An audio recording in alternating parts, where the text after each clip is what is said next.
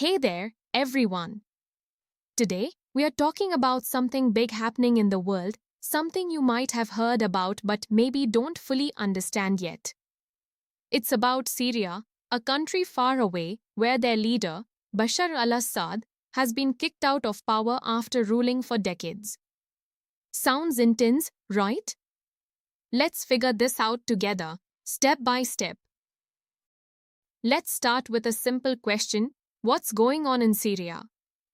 Well, for 13 years, Syria has been in a terrible war. Imagine your city split into groups fighting each other. That's how it's been there. But now, a group of rebels, kind of like a team that didn't like the leader, took over the capital city, Damascus.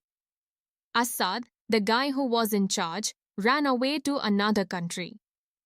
Crazy, right? So, why do you think this happened?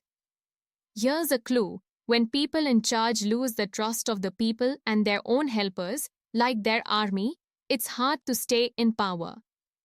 Assad's army was running out of money and soldiers didn't even want to fight for him anymore. Think about it. If you were on a team and didn't trust your leader, would you want to keep playing for them? Next question. Who's in charge now? Good question. It's a group called the rebels. They're trying to set up a new government. The leader of this group is al-Assad, but here's where it gets tricky. Imagine if a school project had a bunch of students with totally different ideas. Do you think it would be easy for them to work together?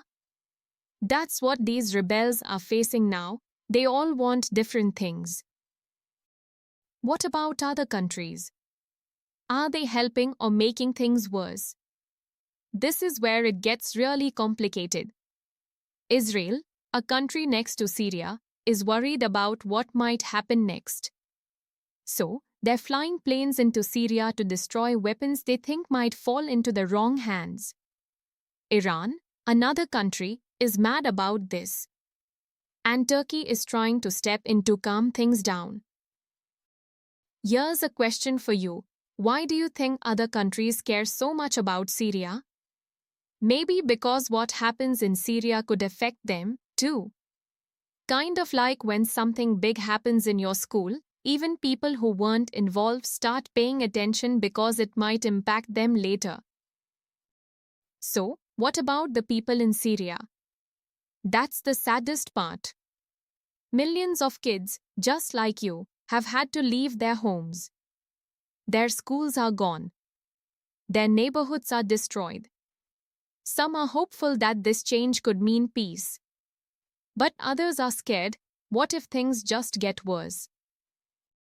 Here's the last big question. What happens now? Well, the new leaders have a huge job to do. They need to stop the fighting, fix their country, and make sure everyone feels safe again. But they can't do it alone. They'll need help from the rest of the world. So, what do you think? Could this be a chance for Syria to finally have peace? Or will it be another tough chapter in their story? These are big questions, but it's important for all of us to think about them because what happens in one part of the world affects everyone. Thanks for hanging out with me and learning something new. Remember, it's always okay to ask questions. That's how we understand the world better. Stay curious, and I'll see you next time.